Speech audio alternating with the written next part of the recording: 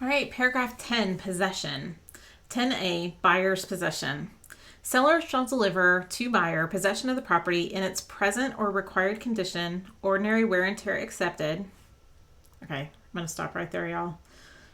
If you go to walkthrough and that house is trashed out, if the yard is way, a foot tall and it wasn't that way when you showed the property initially, to me, this is the only section that you would be able to come back to and saying, hey, we assumed that the present and required condition was the way that we saw the house the first time we saw it on, August 25th. And so that was the condition that we wanted.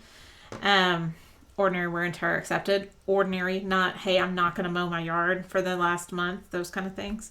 But it's ambiguous at best, right? There's not this clarification of it needs to be broom swept, it needs to be professionally cleaned, the carpets need to be cleaned. There is no definition to that. So if you have a buyer that wants definition to that, I would encourage you to use that paragraph 7D2 to make sure to add that to the repairs and say, hey, we're not okay with the current condition. We want it to this level. Just an idea. Okay. So let's go back to paragraph 10A. So seller shall deliver to buyer possession of the property in its present or required condition, ordinary wear and tear accepted, either upon closing and funding or according to a temporary residential lease form promulgated by TREC or other written lease required by the parties.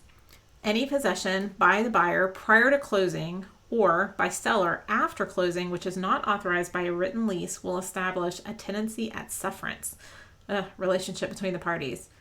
Then in bold, consult your insurance agent prior to change of ownership and possession because insurance coverage may be limited or terminated. The absence of a written lease or appropriate insurance coverage may expose the parties to economic loss. Okay, let me unpack that just a little bit. So it's saying, hey, if the seller just overstays after closing, like they don't actually vacate the property, this becomes tenancy at sufferance. Now, as far as getting them out, you're still going to have to get, potentially a judgment, talk with the sheriff and the local jurisdiction about what the process is to actually remove the seller from the property. Not a great situation. I know it's tough when that happens. Ultimately, though, it's on the buyer to figure out how to get the seller out at that point. The seller has agreed to get out, on the buyer. It is also not a great situation when a buyer takes over the property before they should. Now, I will tell you a lot of times that's because of mismanagement of access by the buyer's agent. So the agent is exposed to loss at that point. But the buyer should not take possession of the property until the property is either closed and funded as it shows above, or according to that temporary residential lease, that lease has terminated in some fashion. It's often a contentious point. So we really want to make sure that all parties are in agreement and everybody's clear about when you're supposed to take possession of that property. Then this part about consulting an insurance agent. So sellers don't love to hear that if they sign a seller temporary lease that they now become a tenant in their own home. They might have been there 50 years, but if they stay after closing, even if it is by a temporary lease, then they are a tenant. They need to make sure with their insurance agent that they have moved their policy from their regular homeowner's policy to a tenant policy or a renter's policy, even if it's for a day.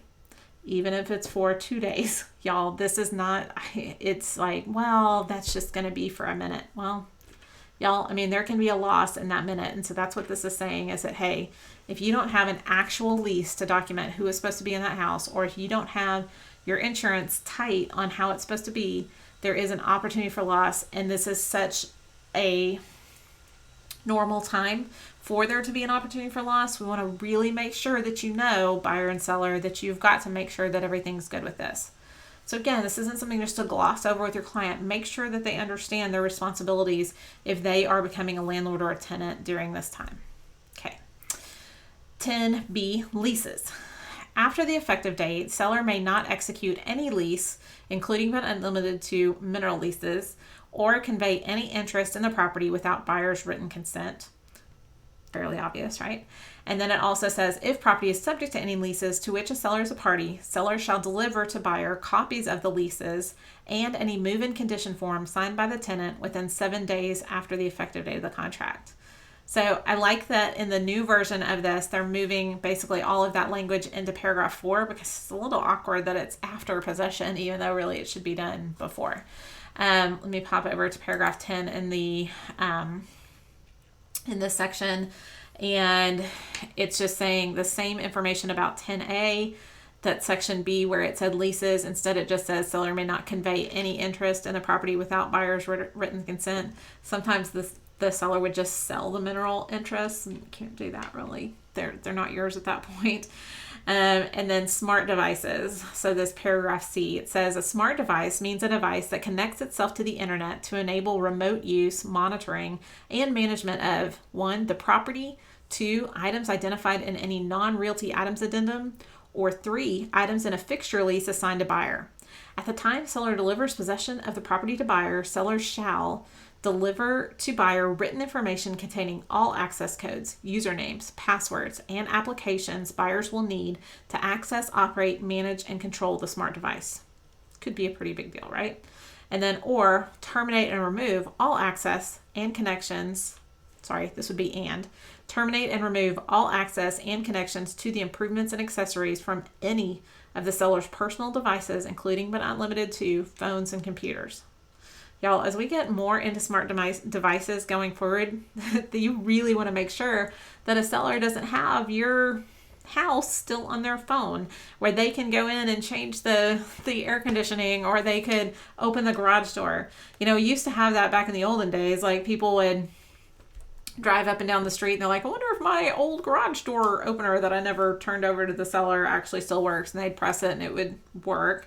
Well, this, that's one thing, but having a smart device where you still have access, and man, if you got hacked, it could be really fraught with issues. And so I do think in some way there is going to be a smart device change to the contract. And so make sure to stay tuned, because this is going to be a major part that we want to make sure that our buyers understand, and that the sellers understand they have to terminate all of that coverage. They have to be able to give it all to the buyer, and they have to be able to terminate all their coverage right at closing.